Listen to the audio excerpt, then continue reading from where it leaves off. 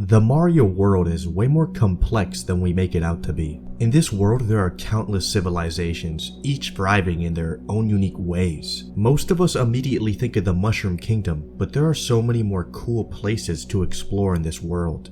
I took the time and effort to find out about those cool places, so we can all better understand the Mario geography. These are the many locations of Super Mario Bros. Before we can learn about some of these fire kingdoms, we do have to briefly mention the Mushroom Kingdom, because it's a national superpower of this world. It's kind of hard not to mention it. It's appeared in more games than I really care to even count, and is ruled by Princess Peach, who lives in the Peach Castle, and she has loyal mushroom people followers called Toads. There's a lot of different Toads that live here, but the Toad closest to Peach herself is probably Toadsworth, who acts kind of as her servant. But the Mushroom Kingdom is a super successful nation, and we don't give it as much credit as it probably deserves. This place is huge, dude. I always kind of thought of like the Volcano World as Bowser's Kingdom, but no, that's actually still a part of the Mushroom Kingdom. Bowser just sets up a castle there in the games. Sometimes you go to the Mushroom Kingdom and you're in the land of mushrooms. Sometimes you go there and you're in the rock candy mines. It has nothing to do with mushrooms, but it's still her land. This means that Peach is secretly one of the most impressive land conquerors in recorded history. And not just Mario history. History. Do you know how much land you would have to own to have completely different biomes under your rule? She literally owns the fucking Soda Jungle. A jungle that has giant enemies, poisonous lakes, and an entire swampland made of actual paint. And it's all named after a beverage. If you were to map this world out, the Mushroom Kingdom has to be at least 60% of the entire world. There's just no way. But enough of Peach's power-hungry ass. Let's move on to a cooler kingdom, the kingdom ruled by Mario. Mario Land, Mario's private island. This location comes from Super Mario Land 2 6 golden coins, and Mario actually owns his own castle here, meaning he's a monarch. But how cool is his kingdom really? Peach has 90% of the world's land, but what does Mario have? Well shit man, there's not really much to have left. He's got like a giant tree called the Tree Zone. A really pissed off bird lives in it, and his name is deadass just Big Bird. There's also a giant turtle, a pumpkin, a house so big that when Mario is inside it, he's equivalent to the size of an ant, the moon, like the one from space, which he can actually visit by entering the mouth of this giant hippo that blows bubbles that lets him go to the moon. Mario has it figured out. This makes sense to me. I see the vision. Bro is a true architect. He knows this himself too, because to celebrate, he built a giant statue of himself and called it the Mario Zone. And then for some godforsaken reason, the three little pigs, the same ones from my favorite bedtime story, live inside of the statue and Mario has to fight them. They even each have their own names, which I personally found entertaining. We got a Burrow, Bucho, and Bupan, the pigs that live inside of Mario. Mario has a lot of fun here, clearly. So of course after Mario has his fun on his island, he goes to relax at either his castle or the casino he owns that's right below his castle that has building-sized slot machines. This place is kind of ridiculous. Like Mario has a rat problem on his island, which isn't too far-fetched. Rat problems happen. But then he also has a witch problem. Imagine you're going to get your mail, and a witch starts shooting fire at you.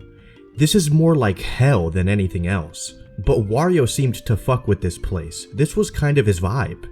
So while Mario was out meeting Princess Daisy in another location, Sarasa Land, Wario came to Mario's island and took his castle for himself, becoming the new temporary king of Mario Land. After coming back from Sarasa Land, Mario fights Wario and takes back his throne. But I'm sadly done with Mario Land. I love this place, it's fire. But let's talk more about what Sarasa Land even is. Sarasa Land appeared in the first Super Mario Land. If you didn't know, Sarasa Land itself isn't actually a kingdom, it's more of an empire. The reason as to why that's the case is that there's 4 different kingdoms in this country and they all have different leaders. But Princess Daisy still rules over them all, being the princess of the entire country, not just those individual kingdoms, which actually makes her an empress, not just a princess. There's not too much else known about the political side of Sarasa Land, but Daisy apparently does have a father, as she's mentioned him before in Mario Party 3, but we never actually see him in the games. He does for some reason though appear in the Mario manga and is given a design there. But that's all there really is to know about Daisy herself. Let's instead learn more about the kingdoms that she rules over. First up, we got the Bura-Budo Kingdom, a large desert that's ruled by King Totomesu. This kingdom has a lot of sphinx enemies that shoot out fire, so it makes sense for the king to just be a bigger sphinx. And that's all there is to this fucking place. I mean, the whole kingdom is 3 levels long, so it makes sense. The Bura-Budo Kingdom is so forgettable that even in the official commercials for this game, they didn't call it the right name. Game Boy! Challenge the mysteries and terrors of ancient Egypt! Next, we got the Muda Kingdom, which is just the strangest place. It's just like a little bit of land and then just 90% water, and they for some reason have like an alien problem. UFOs just come by and fuck their shit up, just cause too, they don't have a reason. I don't know what the citizens of the Muda Kingdom did, but I'm just gonna throw it out there. You have to have really pissed off God for him to curse your land with alien problems. I think it's their fault. I don't think it's possible to have a more inconvenient problem for a country, but whatever, man. Moving on. The land cursed by God is ruled by a dragon Zamasu, a big seahorse that shoots fire out of his mouth. And that's kind of it for the kingdom itself, but I did want to mention that the Muda Kingdom is the only kingdom from Sarasaland to ever appear in another game. Showing up in Mario Kart Wii, the racetrack Daisy Circuit is actually based off of the Muda Kingdom. Here we can see what the Muda Kingdom really looks like and how Daisy is viewed by the kingdom. They have giant statues of her and Luigi as well as her and Luigi as babies, and we can tell that the locals are very fond of her products as we can see posters for Daisy candy around the course, meaning Daisy is not only an empress, but an entrepreneur. Pretty cool stuff, man. Next, we have the Eastern Kingdom, a kind of island location, I guess.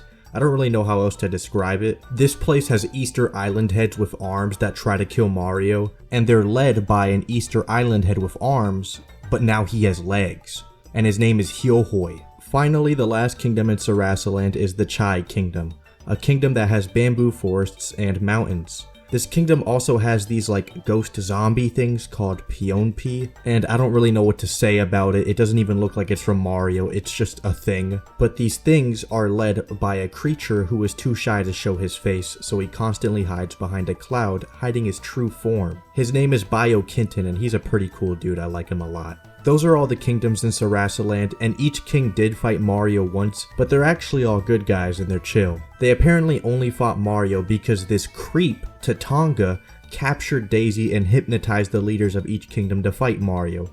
Obviously Mario beats them all and then Tatanga. Tatanga actually fought Mario again in the sequel on Mario's Moon, so he actually appeared in more games than Wario up until this point, so I was kinda surprised when he wasn't put into like Mario Tennis. Now this guy's just forgotten, it's too late for him. But we can finally move on from the Empire of Sarasaland. Let's see some other interesting places we got here. The Flower Kingdom from Mario Wonder, the newest location in this series. What's cool about this place is that we actually kind of have an idea where it is on the Mario map. Because when we're shown the castle of the kingdom, we can see that this place is literally like a mile away max from the Mushroom Kingdom. So it has to border the Mushroom Kingdom, that's the natural conclusion. What's so cool and unique about this kingdom is that when you take a whiff of the kingdom's flowers, things just start moving. And anything can happen. You can become a Goomba, you can become goo, you can become a building. And this is all happening while flowers just start talking to you and telling you how awesome you are. Which brings me to the main thing about this place. The people that live in this kingdom are the strangest beings. Like, look at this dumbass. This is the ruler of the Flower Kingdom, Prince Florian. He's just a green caterpillar. He can put equipment into his crown to give Mario extra powers, and that's all this dude does. But of course, since he's a ruler, he needs people to rule over. And that's the part that stumped me at first. How the hell can he be a ruler? Cause me personally, I would never let this thing rule me. But then you look at the people he rules over and it all makes sense. These are the Poplins. They are just ugly ass flower people. Because the Mushroom Kingdom has mushroom people, you get it man, you're smart, you went to school. The Flower Kingdom needed flower people. And despite how they look, they actually might be a little more capable than we make them out to be. Like these two Poplins have jobs. And this one can teleport. So I guess I might have had a little bit of a wrong first impression. They seem to help their economy in their own ways. There's also a few new power-ups that are exclusive to this kingdom. There's the bubble one, the drill one, and then another one that turns you into the Elephas Maximus. That's kinda all I got for this place though. It's dope and all, but there's not too much to talk about. It's a very new addition to the Mario world. But now we can finally talk about beans. I've been waiting to do this, the Bean Kingdom. This is the main place you visit in Superstar Saga. It's pretty sizable and it's impressive, but compared to other kingdoms we've seen, I wouldn't say it's too crazy. This place also borders the Mushroom Kingdom, being on the northeastern side of the country. We actually get to see Mario and Luigi cross this border in the game, which shows us that between the two kingdoms lies the Stardust Field, which is kind of implied to be a no man's land, having an extremely small population. But believe it or not, they actually still have a ruler, being Tolstar, the king of Stardust Fields. He's a gremlin that forces people to give him money to get across the border. And this is a little bit of a tangent, but the whole border thing is so weird in this game. You deadass have to do a border jump minigame that's hosted by the Border Bros to enter the Bean Kingdom. There's even more difficult versions of this border jump minigame, and this is so fucking cartoonish of them. You're telling me Super Border Jump Sunshine is a real minigame in a real Mario game. But moving on, finally you cross the border and enter the kingdom. What is the place actually like? Well, of course, the people that live in the Bean Kingdom are bean people, called the Beanish. But these people also have bean pets, called beanlets. In the game's Italian release, they are called bean dog. The Beanish even have their own economy, using the bean coin as its currency. Now, so far you may be thinking, this place sounds kinda whatever. I mean, bean dogs are kinda lit, kinda cool. What if there were like toad dogs that existed? That's a pretty cool alternate universe, right? But overall, I haven't quite tickled your fancy just yet, so please, let me start tickling you. The bean coin actually has a different value compared to the classic Mushroom Kingdom coin we all know of. The exchange rate was stated in the game twice, it was just different both times, so I don't think we'll ever truly know the official exchange rate, but there has to be one that exists, which means these kingdoms are actually different enough to have different kinds of economies. This could be an insane rabbit hole to go down. Like, how do you think the banana coin compares in value to the Mushroom Kingdom coin? Could Tiny Kong? And of course our wonderful Beanish people have a ruler. The ruler of the Bean Kingdom is Queen Bean. She lives in her castle in the capital of the Bean Kingdom, Bean Castle Town. This is a real Mario render. But don't you worry, there's more to the Bean royal family. Queen Bean doesn't do everything on her own, she's aided by her son Prince Peasley. Prince Peasley is this adventurer-like prince. He has his own little sword and flies around on this bean with wings. He's definitely one of the cooler characters in the Mario series. He helps Mario and Luigi on their journey through the Bean Kingdom, and he's pretty good friends with Princess Peach apparently, they're pretty chill. The last major character in the Bean Kingdom's royal family is Lady Lima, like Lima Bean. She's the family's loyal servant, and apparently back in the day used to be good friends with Toadsworth from the Mushroom Kingdom, which is kinda cool because they're both kinda servants to their respective leaders. They have similar interests in that way, right? The kingdoms are very close to each other too, so they definitely could have met. I mean, this all checks out to me. This is actual Mario world building. The Bean royal family is protected by the Bean troops, which is their own functioning military, and that's pretty impressive. These beans have weapons. You know what, actually all of this is pretty impressive. This is pretty in-depth for just having a single game appearance.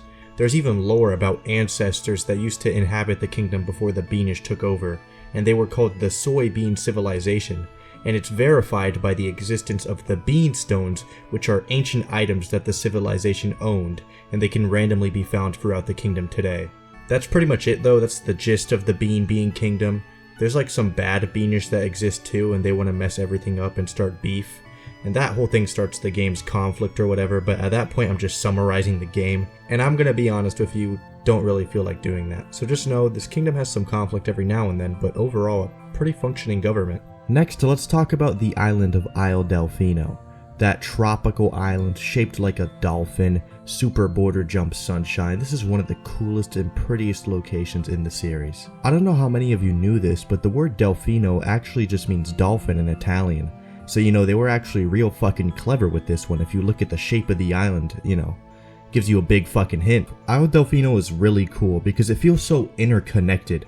Like in the main hub world, you can actually see the levels you play in the game in the distance. It's such a cool little detail. They rarely do stuff like this in these games. We can see a bunch of different neat stuff from here, like a port with a bunch of different boats, a really pretty looking beach, and an entire theme park. This really is a vacation island, and they make you know that while you're playing the game. This dolphin-shaped island has really everything you could need. But who lives here? Well, Al Delfino is home to the Piantas, these like blob-looking people that have trees on their heads. But to put it simply, they're described as like mountain people in the game. And their name Pianta is just the word plant in Italian. These guys are mostly chill and I think they're pretty cool. They share the island with the Noki, the other main species that lives on Al Delfino. And these guys are kinda weird to describe. In Sunshine, these are just dudes that have shells on them. It's actually only revealed in Mario Superstar Baseball that the Nokis evolved from shellfish, so they are shellfish people, which means they probably taste good. And for this whole Italian name thing we have going, Noki doesn't directly mean anything in Italian, but it's pronounced the same as gnocchi, the delicious and popular Italian dish, which means they do probably taste good. That's pretty much it for the Al Delfino population though. There's a couple of different exceptions, but most of the time you're either a Pianta or Noki here. What surprised me though is that they actually have no leader. I mean, usually we're used to these monarchies where there's a leader ruling over the entire country. There's no King Pianta or anything, and that kinda confuses me, because we do have Pianta policemen and a Pianta courthouse and jail. So you'd assume there's one Pianta that has authority over the entire place, but no. In Pianta Village, they do have a mayor, but no actual ruler for the entire island to my knowledge, which is just strange to me because I see mad potential for dope rulers in Al Delfino. Like, if you're wondering my personal pick, I would probably vote for Big Daddy. He's just a simple dude, he just loves surfing on bloopers, that's like his thing. He's just such a nice guy, man. He lets Mario, a criminal, ride on his bloopers for free, just because he's such a nice guy. He has a nice heart. I know for a fact everyone would love to have Big Daddy lead them. That's just my take though. Maybe you think he's not fit to lead, and that's okay, but I personally think you're full of shit. Go fuck yourself. Now, putting Al Delfino on my map here was pretty hard.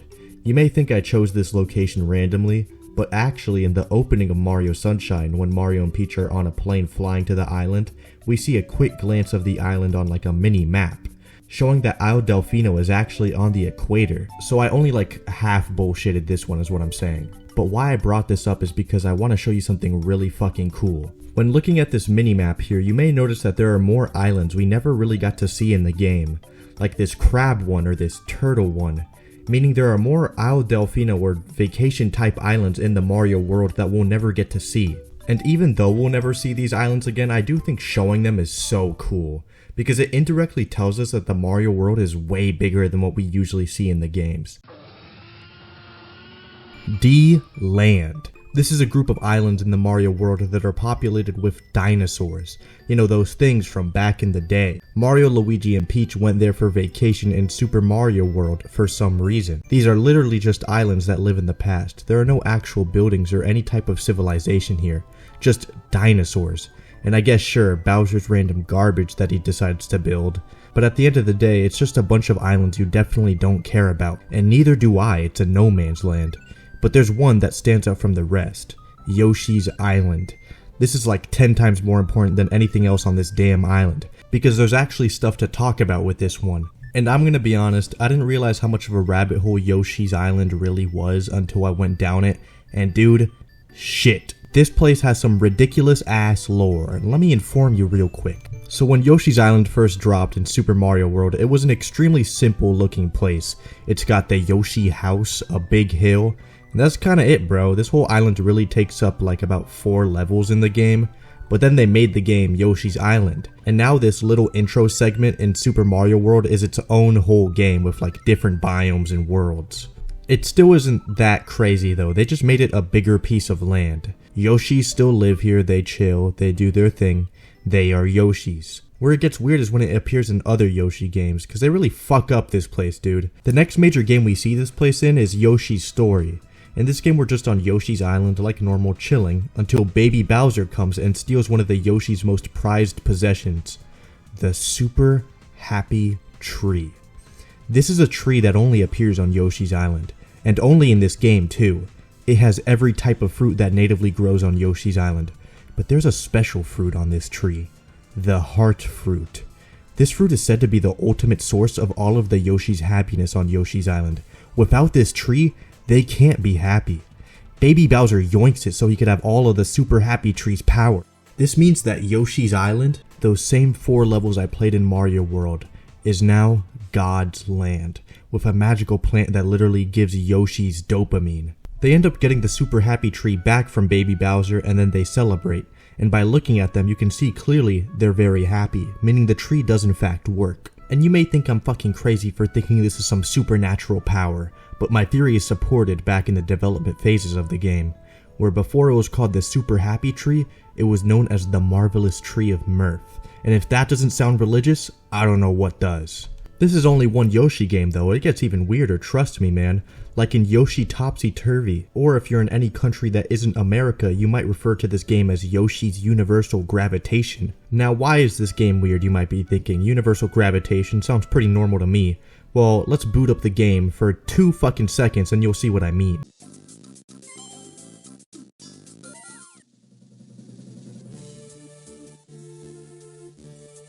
Yeah, so in this one there's magical spirits that guard Yoshi's Island. Like it's really God's land. You thought I was fucking with you? I wasn't, bro. I wasn't lying. So there's this spirit dude, right? And his name is Hongo, and he's an almighty being that is in control of the forbidden pop-up book. And Hongo can use his magic powers to seal things into the pop-up book. Hongo wants to stop Bowser because Bowser is taking over a lot of different places right now. He just most recently took over Eggland, which is an entirely separate island, by the way. This is a new location here. Eggland is a country that's entire population is just eggs with faces, called egglings. And there's different eggling animals too, like this is a giraffe, this is a tiger. Eggland, bro, add that shit to the map too while we're at it. It has to be pretty close to Yoshi's Island because while Bowser was attacking their island, they successfully fled to Yoshi's Island while Bowser was still chasing them. But they didn't end up escaping fully, because then Bowser turns them all into apples, because that's actually one of Bowser's staple powers if you didn't know. But back to Hongo. To stop Bowser, Hongo sealed him into the pop-up book. But we all know how clumsy Hongo is, so while sealing Bowser into the book, he also accidentally seals the rest of the island as well. So all of Yoshi's Island is now stuck inside of this book. But while we're inside the book, we get to meet all of the Yoshi Island gods. Here are all of them. I don't really feel like going over all of this because we're still not done. But take a good fucking look. It's at least the last thing though. For some reason the Yoshi games end up just becoming made of arts and crafts, and I have no lore explanation for this. This is just a visual thing, trust, I hope. But in this game we were introduced to the Sun Dream Stone. These are actually just the Infinity Stones, but once they are put together they form a sun. Kinda, I mean it kinda looks like a sun. The stones are also actually sentient, and they possess the power to make anyone's dreams come true. So we've seen this island 3 different times, and it's had 3 different magical powers each time we went to it. This series is a fucking mess. I like monkeys more. Monkeys. The Sprixie Kingdom. This kingdom is the home of the Sprixies, these little fairy characters, and it's led by the 7 Sprixie princesses. It's made up of 8 islands, and it's pretty much just fairyland. Even the way Mario and friends end up here is kind of magical-like. They go down this clear pipe in the Mushroom Kingdom and through whatever the hell this is, and then boom, Fairyland. And I know I'm calling this place Fairyland, but I really don't even know if that's like the correct way to describe it, because there's a lot of fairies here, sure, and that's the main thing about this place. But then you got dudes like King Cthulhu living here, who has his own castle in the Sprixie Kingdom in World 5, and you know, that's not really a fairy. Neither is the Histocrat. Even though he has a baller-ass name, he's a giant king snake, not a fairy. And there's also Plessy, which is just a big water Yoshi. So you know, we've got some goofy stuff in here like always. It's not all fairy stuff, but that's the general idea that we're presented with. That's kinda it though. This place doesn't have too much else. The Sprixies would just go on to play like in Mario Tennis Ultra Smash, and then they like found their way into like Minecraft. Literally, even in the Switch port, there's not much else to say. Like, here we're introduced to Lake Lapcat, but this isn't even like a part of the Sprixie Kingdom. It's like a different dimension that Bowser Jr. made with Goop. And then this is a whole thing, bro. I mean, you see it. I don't know. Instead, let's move on to Pillow Island. In this one, Mario and friends go on yet another vacation, but this time to Pillow Island. This island, as you could guess, is related to knocking out. There isn't too much going on here. By the time Mario and Luigi get here, it kind of feels like a tourist location. all the actual people that live here are kinda deceased, or at least like sealed away. There was apparently an ancient race of pillow people that lived here. They could travel to the dream world and they ended up dying where they failed to protect the dream stones. And then there's this place called Mount Pajamaja. It's fucking nonsense. I'm not gonna bother explaining this. If you care that much, bro, get to reading, hit the books. Either way, the ruler of this kingdom was Prince Dreambird, and that's a really funny name to me. He's a pillow and he has a magical giant bird friend that's a god that helps him fight bad guys sometimes. His name is the Z Keeper, and he is the protector of the Pillow Kingdom. If you noticed, this isn't a pillow, this is a bird. The Mario and Luigi series started by having Beanland. I don't know why they took this insane turn into the dream dimensions. I think it's pretty impressive that they tried this hard to make this place cool, adding all this lore, just for it to still be less cool than the Bean one. They don't even got like fucking pillow dogs here. This is kinda where it goes downhill for how much I care about these mainstream Mario places. Like obviously I like the obscure funny ones and I got some to talk about, don't worry. But stuff like Odyssey I really don't care for. I mean, it's a good game and these places look really cool, but the lore doesn't go that deep. It's like fork people, volcano, pink lava, and that's it. At the end of the day, if you played Odyssey, you pretty much know everything about those kingdoms, so I'm not gonna waste your time. But what you will get from me is the cool shit. The shit you actually care about. Like Kitchen Island. It's a food place like Luncheon from Odyssey, but this time it's a base for pirates. The Brown Sugar Pirates, led by Captain Syrup. It's actually located in the Capri Sea, which kinda reminds me of the Capri Sun. Like, this place is insanely lit. This is real Mario. Let's get into it. When looking at the box art of the game, we see Kitchen Island in full color, as well as some of the Brown Sugar Pirates, and you immediately get a vibe just by looking at them. Like for me, when I first saw this, my reaction was, oh my god, what is the name of that duck? Because he looks gas as fuck. And of course I looked into it. Bro, this dude's name is DD, short for Dangerous Duck. That is hard. Please, and I beg you, let this dude into Smash Brothers. If you got Piranha Plant in there, you gotta have Dangerous Duck. He would 100% be one of the coolest characters in the game. And if you think that's the only cool dude here, you're so wrong. Cause characters like Buckethead exist. All he really is just an angry looking snowman. But that's all he really needs to be. He looks dope as hell. But hey, maybe Buckethead's not your thing. That's okay, I understand. You're wrong, but I understand. So what do you think of Pencoon? This tough ass penguin. He's got like a spike on his tummy. That's pretty cool. Alright, sorry, just a few more of these Brown Sugar Pirates. I'm having a lot of fun right now, I can't lie. Okay, Yukiwani, right? He's just a crocodile that chills in a little pool tube, and that's all he does. Love this dude. Okay, next one. What the fuck? Devil's Head? Alright, Wario Land. He's apparently a member of this silly pirate crew, but he's just the Devil's Head. We got Devils in Mario now. He's apparently the leader of the Stone Canyon, and Wario has to fight him. Okay. Well, it's a little odd, but hey, I mean, it's just one dude, right? What other characters are in this pirate crew? Holy fuck. Bro, I think we just stumbled upon Mario Satan. I can't lie to you. Alright, sure. So the Brown Sugar Pirates may be a little more evil than we once thought. Wario was probably doing the world a favor by fighting these guys, actually. But how the hell did Wario even stumble upon these freaks? Well, brother, let me tell you. So after Wario got dethroned as the king of Mario Land, he became pretty upset. He was very attached to Mario's castle, so he started thinking of ways to get it back, or just to find a new castle to live in. So he gives himself a goal, to steal a giant golden statue of Princess Peach from the Brown Sugar Pirates so that he can use it as ransom to make some bank, and he will use that bank to buy a new castle. The plan makes sense, but he probably picked the worst people to fight against. I mean, I just showed you what kind of people they have on this crew. But whatever, Wario ends up traveling all over the island and making money on the way by picking up different kinds of treasure, until he finally arrives at the Syrup Castle to take on Captain Syrup herself.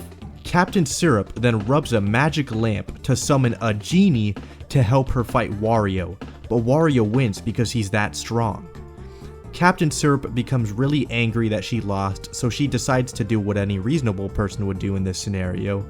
Grab a huge bomb so that she can then nuke Wario and destroy him forever. She ends up accidentally blowing up her castle instead, to to which it's then revealed that the giant Peach statue was inside the castle all along.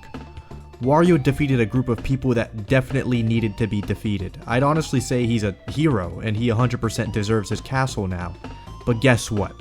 That bastard Mario just comes and steals the statue anyway, ruining all of Wario's hard work. So Wario, now depressed, resorts to one final option, asking the genie if he can make him a castle.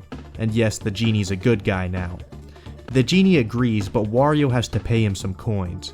And sure, Wario doesn't have that statue, but he did collect a bunch of treasure earlier on his way to the Syrup Castle. So he pays the genie and gets his wish. Now this game actually has multiple endings, because you play as Wario, you're the one collecting the treasure. So if you only collected a little bit of treasure, the genie might only give Wario a birdhouse and no castle, not even an actual house, a birdhouse. So it's up to you whether or not Wario gets screwed. If you get enough treasure, Wario might actually get the castle he desires, or maybe even his own planet. It's up to you, man. Hope that was inspirational. Bro, let's talk about the Baseball Kingdom for a second. This is the kingdom where Mario and friends have fun playing baseball in Super Mario Sluggers. It's a private island that has a bunch of different baseball stadiums that are all themed around different Mario characters. In the game, it's said that Princess Peach built all of these stadiums herself, which is impressive actually. You'd think she'd command her toads to do it or something. But hey, I guess Peach has some construction skills, I respect it. The only stadium that wasn't built by Peach was Wario City, because Wario wanted to build it himself. He didn't want Peach to ruin his vision. And honestly, you can tell Wario built this with this massive ass Willy Wonka Wario coming out the drywall. This is 100% Wario architecture. Now this may be surprising, but the point of Baseball Kingdom is to play baseball. So pretty much all they do here is play baseball. But that didn't stop this game from having one of the most emotional storylines a Mario game has ever had. It starts off with Mario and friends sailing to Baseball Kingdom on a yacht. Peach is there to greet them and show them around, and they play baseball. But then Bowser Jr. pulls this lever, and all of a sudden everything is shaking, and this castle starts crashing into the Baseball Kingdom. This castle is actually Bowser Jr.'s baseball stadium, known as Bowser Jr.'s Playroom. He recently got this stadium built just so he could show up unannounced and destroy Mario's ass in some ball. Now that's some grade A hater ass behavior. But hey, it's also kinda raw and you have to give him some credit. This stadium has something unique about it though, and that is when it turns nighttime, it actually changes into Bowser's Stadium, Bowser's Castle. Bowser and Jr. end up losing the baseball match against Mario, which makes them pretty upset. So the Mario cast goes to celebrate and have a nice dinner on Daisy's cruise ship. But to everyone's surprise, Daisy also invited Bowser to the dinner. Everyone's kinda pissed that Daisy did that, but Bowser actually ends up doing no one harm. He's just sad that he lost, so he's eating some cake to make himself feel better. But then during the party, Wario and Waluigi fire a bullet bill at Mario in an attempt to kill him. But in a twist, Bowser jumps up and saves Mario's life. This is true Bowser character development, and it was all because of baseball. Baseball Kingdom is unironically one of my favorite locations in the Mario world, just because of how goofy it is. This island literally only exists to play ball, and honestly, it doesn't need any other reason. There's also a tennis kingdom called the Kingdom of Basque. They decided to give this place like actual lore. It's a little odd, I won't lie. There's like this weird guardian that talks to Mario on the island, and explains that the Kingdom of Basque used to be ruled by this dude named King Basque. But then this other dude named Lucian attacked. And who's Lucian, you may be asking?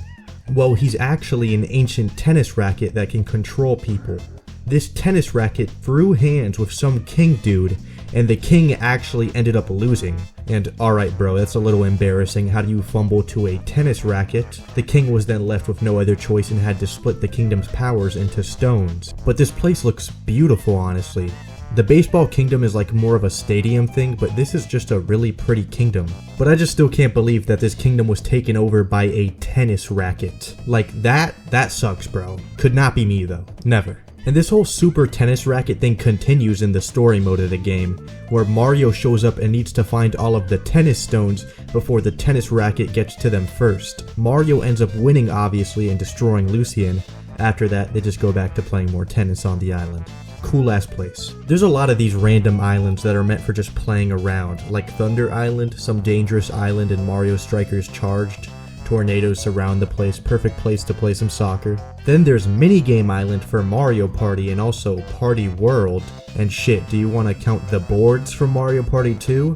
That's a whole conversation in itself. I mean, there's definitely some island-like boards in the series, so why wouldn't they be separate islands? Other random stuff I can think of right now, we got that island full of emotions from Super Princess Peach called Vibe Island.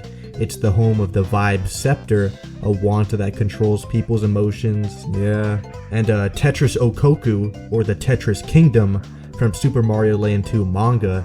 But don't be confused, this is called Super Mario Land 2 manga, but it was actually made before Super Mario Land 2 even came out. So it actually has nothing to do with Super Mario Land 2, it's just called that.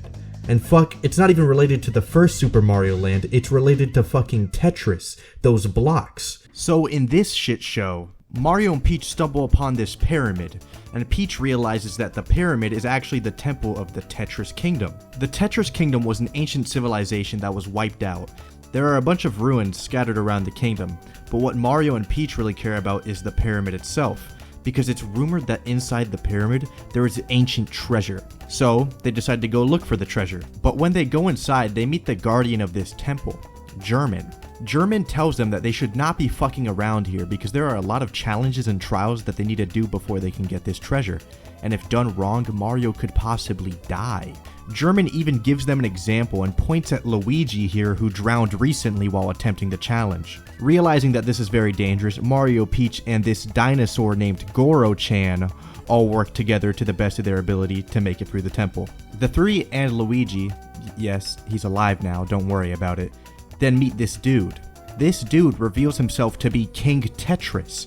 He was the first ruler of the Tetris tribe 6,000 years ago, and now he's back to reclaim the treasure he once hid. The problem is, he doesn't actually remember where he hid it, he's kind of a dumbass, so he asks German if he can hook him up, and just give him the treasure. But German is already dealing with Mario, so he just says, hey, the two of you go play a game of Tetris, whoever wins gets the treasure. These two then deadass just start playing multiplayer Tetris. Mario is about to win and German doesn't like that, so he tells his minions to gather around so they can try and make him lose. He then combines with his minions to transform into a Tetris Gundam. This ends up not doing anything though, and Mario still wins, which makes the treasure appear. But King Tetris doesn't care that he lost, so he jumps towards the treasure anyway to steal it from Mario. But this makes King Tetris' disguise fall off, and it's revealed that King Tetris is actually just Bowser in a disguise. Bowser runs towards the treasure and enters this room. Now this isn't any ordinary room, it's actually the entrance to a rocket ship. And what's crazy is Bowser doesn't even know this is a rocket ship, and before he knows it, he launches off and gets sent to space. He pretty much fucking screwed himself over is what I'm trying to say. He did not know this shit would happen. So now his ass is stuck on the moon, and he doesn't really know what to do. Now I could keep going, but I'm gonna cut it short, because this shit gets so ridiculous and just so convoluted. The whole thing is like over 100 pages long. To give you the quickest summary imaginable, Bowser comes back and starts turning civilians into different Tetris pieces, and then he somehow gets his hands on these Tetris blocks that are actually atomic bombs, and he plans on blowing up the Mushroom Kingdom. Like, yeah man, sure. To combat this threat, Mario deadass goes to a Tetris school to train and beat Bowser at a game of Tetris. It's goofy as hell. I probably described it in the simplest way possible. If I go any deeper, you're just gonna start questioning shit. Like, what do you think of this thing? Tetris block Superman? Yeah, I mean, that's close enough. Don't worry about it. But now that I've talked about that stuff, I've pretty much thrown all fucking reason outside of the damn window. None of this really makes sense anymore. But it's honestly just because Mario itself doesn't make sense. I've talked about all this bull, but I haven't even actually talked about a Bowser's Kingdom itself yet. Have you noticed that? Like, he has his own kingdom in Odyssey, I guess. But most of the time, this dude just sets up his castle in the Mushroom Kingdom, or he becomes the castle. It's hard to really say if he really has his own kingdom or not besides Odyssey.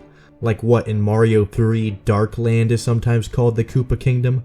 But Mario 3 was actually a stage play, Miyamoto told me that, so that's not canon. None of these locations count. This dude just kinda has a castle and places it wherever he wants. He does own the Valley of Bowser that's located in Dinosaur Land, but that's honestly the closest he's got to his own kingdom, again besides Odyssey. So maybe Odyssey's really just is Bowser's Kingdom. but that's just so weird because you're telling me it took that long to really see his kingdom fully. I could be on that topic all day though, so I'm gonna move on to the few final locations of the Mario world here. And of course, they're from the Yoshi series, man. I had to leave this for later because if I did it back then with the other stuff, I would have probably not had the attention span to do anything else after, so we're here to finish it up. Yoshi lore's actual brain rot is pretty much what I'm saying. But anyway, this asshole had another game on the SNES, this one being called Yoshi Safari. Here we're introduced to the country of Jewelry Land. This is a very peaceful and normal kingdom ruled by King Fret and his son Prince Pine. This place is called Jewelry Land because it has magical gems that protect the land. These gems keep peace and stability across the land, but Bowser ends up stealing these gems. What this ends up doing is causing a massive earthquake that splits the country into different realms, a light and a dark realm. These gems keep this random piece of fucking land from splitting into different dimensions, and Bowser takes them because he's a prankster, we know him. So Mario decides to answer this by getting on Yoshi's back with his trusty gun equipped to shoot Koopas and restore the balance of this land. Oh my god, it's all so dumb. Why does this specific piece of land need magical gems to even properly exist?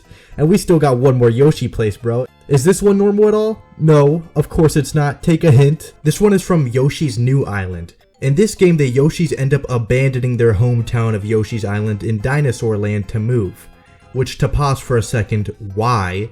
Why would you do that when you have the super happy tree or spirits protecting you? It just seems like a huge loss for the Yoshi species.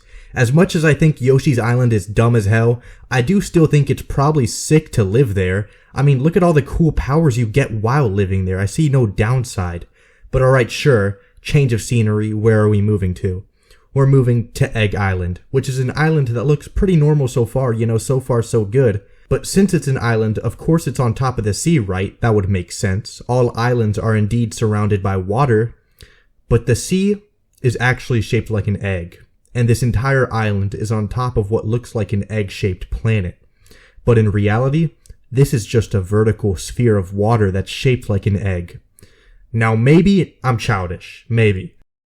But this pisses me off. This doesn't make any sense. How is it doing that? But fuck me, who cares what pisses me off? It's a part of the Mario world. This is Egg Island. So what I'm trying to say is,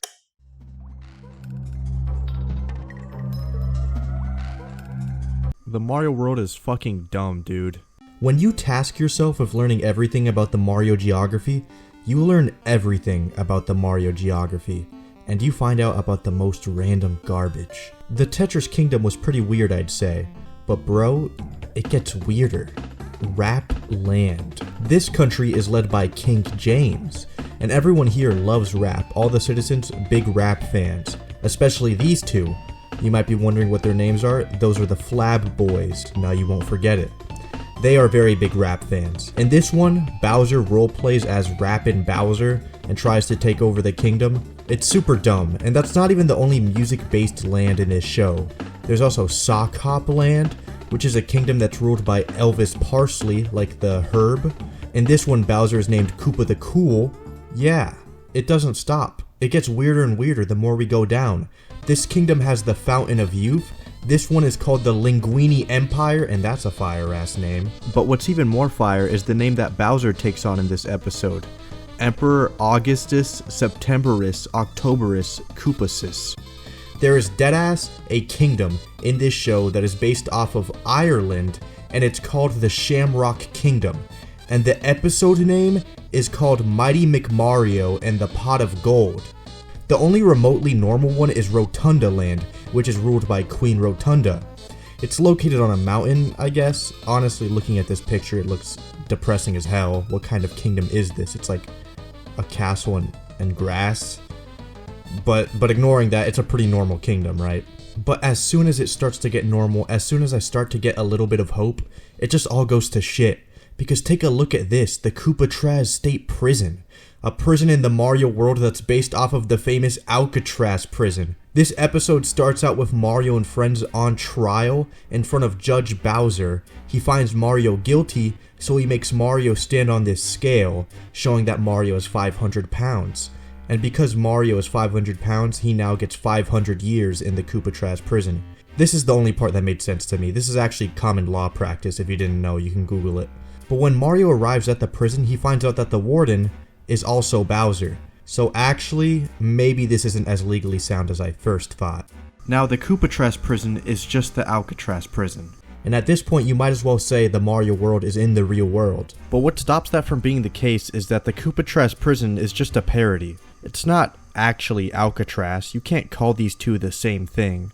But the thing is, Koopa Troopas have actually been to Alcatraz. In Mario is Missing, the real Alcatraz exists, as well as a bunch of different real locations from our world. This isn't the only time something like this has happened either. What about the German Club Nintendo comic series, Super Mario in Aloha, Hawaii?